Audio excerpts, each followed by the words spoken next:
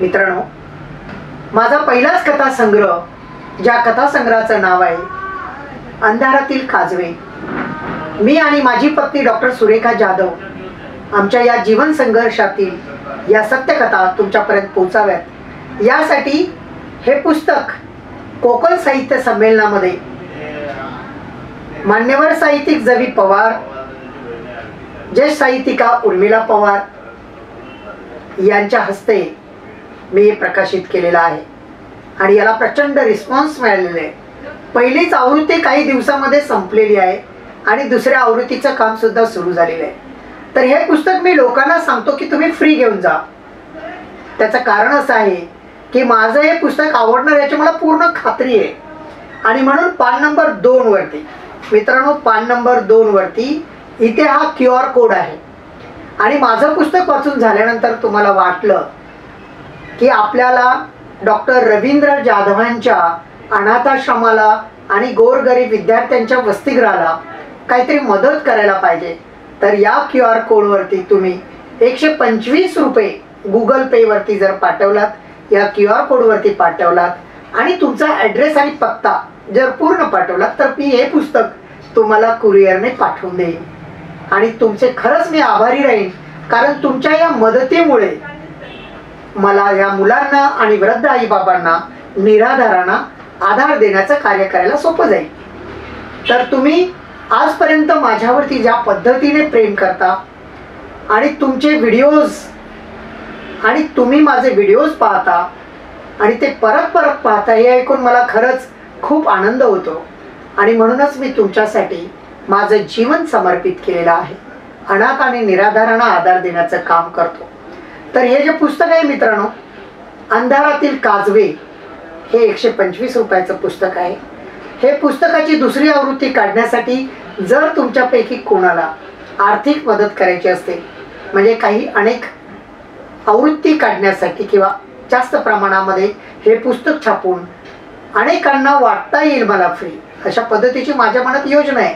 परंतु माझ्याकडे मित्रांनो फंड नाही आहे. तुम्ही जर दिलात तर नक्कीच मी तुमचं नाव या पुस्तकामध्ये छापेन, एका पानावरती तुमचं डिटेल्स देईन आणि हे पुस्तकाच्या आवृत्ती आपण अगदी 5,000 10,000च्या प्रतिप्रमाणे आपण छापू शकतो. तर या पुस्तकामध्ये अंधारातील काजवे या पुस्तकामध्ये 9 कथा आहेत आणि या 9 कथा अप्रतिम अशा मला आवडलेल्या कथा आहेत आणि त्या तुम्हालाही आवडतील अशी मला आशा आहे. तर हे पेज बघा, या पाठीमागचं पेज, याचे फोकस पॉइंट मी या पाठीमागच्या पानावरती दिलेले आहेत आणि हे कव्हर पेज आहे की जे खूप अट्रॅक्टिव्ह आहे. हे बनवण्याकामी मला उमेश कोटे या ॲडप्ट सोल्युशन नावाचं त्यांचं प्रिंटिंग प्रेसचा व्यवसाय आहे, त्यांनी बनवलेलं हे कव्हर पेज आहे आणि ते खूप लोकांना आवडलेलं आहे. मी आणि डॉक्टर सुरेखा हे काजव्यांप्रमाणेच आहोत. या कथांमध्ये मी तुम्हाला एक कथा वाचून दाखवणार आहे आणि ते कथेचं नाव आहे प्रॉपर्टीसाठी. पान नंबर 21 वरती ही कथा आहे आणि ही कथा मित्रांनो मी तुम्हाला वाचून दाखवतो. बघा तुम्हाला किती आवडते ती. ही कथा आहे एका अभागी आईची. एका चौकामध्ये एक माऊली भीक मागत बसली होती. मी आणि माझी बायको सुरेखा कल्याण पश्चिमेला चाललो होतो. सिग्नलला गाडी थांबली तेव्हा माझी नजर एका वृद्ध आईकडे गेली. तेवढ्यात ग्रीन सिग्नल मिळाला आणि आम्ही पुढे निघून गेलो. येताना परत चक्कीनाका चौकात आलो तेव्हा ती पुन्हा हाजी मलक रिक्षा स्टँडजवळ बसलेली दिसली.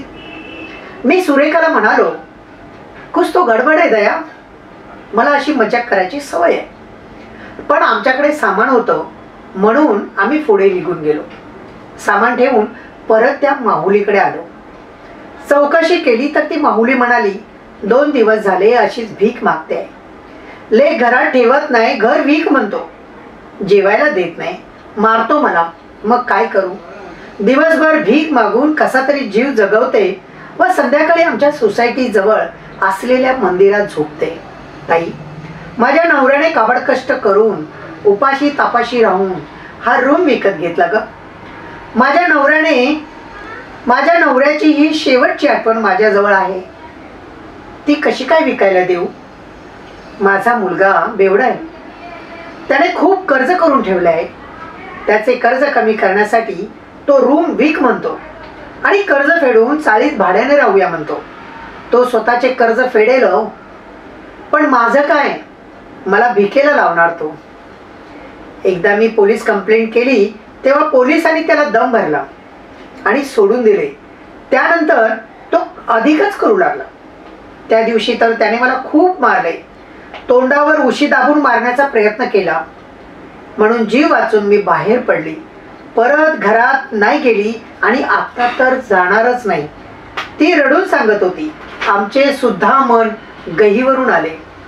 आम्ही म्हणालो, चल मावशी परत पोलीस स्टेशनमध्ये कंप्लेंट करूया. तर ती माहुली म्हणाली, काय करणार पोलीस तरी, तो गुंडा आहे बाबा, पैसे मिळाले की झाले, तुम्ही जावा इथून, नाहीतर तुम्हाला सुद्धा परेशान करेल तो. मी कुठे गेली, कुठे भीक मागते हे देखील तो बघायला येतो.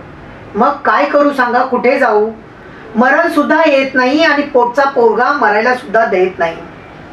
तिची करुण कहाणी ऐकून आम्हा दोघांनाही खूप वाईट वाटले. मग त्या माऊलीला आम्ही आमच्या DMCT ओल्ड एज हॉस्पिटलमध्ये जोर जबरदस्ती करून घेऊन आलो. तिला गरम पाण्याची आंघोळ घ्यायला दिली, नवी साडी दिली, पोटभर जेवण दिले. ती खूप रडली. कोण करते एवढे परक्या लोकांसाठी, देव माणसे आहात रे बाबा तुम्ही, ती माहुली बोलली. 2 दिवसानंतर तिचा मुलगा शोधत शोधत आमच्या हॉस्पिटलमध्ये आला आणि आम्हाला आरडाओरडा करायला लागला. का आणले माझ्या आईला तुम्ही इथे? त्याला म्हणालो, बेटा ओरडतोस का, ओरडतोस, तुला कोण पाहिजे आहे का इथे? तर तो म्हणाला, डॉक्टर साहेब तुम्ही समाजसेवा करता ठीक आहे, पण तुम्ही माझ्या आईला इकडे का आणले? ही म्हातारी दिसते तशी भोळी नाहीये, ही मला बदनाम करते, तिची प्रॉपर्टी मलाच होणार ना. मग आत्ताच नावावर करून दे म्हणतो तर ती नाही म्हणते, म्हणून ओरडतो हिला. घरात राहत नाही, मी काय वाघ आहे का, खाणार आहे का तिला? पण हिला मरण्यासाठी नाही सोडली मी. जोपर्यंत ही म्हातारी खोली नावावर करणार नाही तोपर्यंत हिला मरायला देणार नाही. डॉक्टर साहेब तुम्ही का आणले हिला इथे?